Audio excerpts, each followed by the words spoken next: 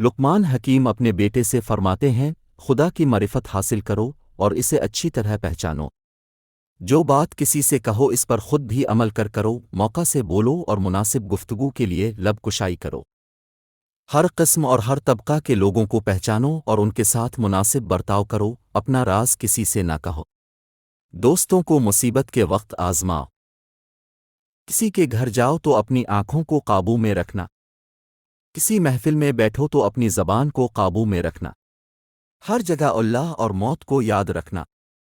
हराम चीज़ों और हराम कामों से हमेशा बचते रहो, तुम्हारी दुआएं कबूल होना शुरू हो जाएंगे।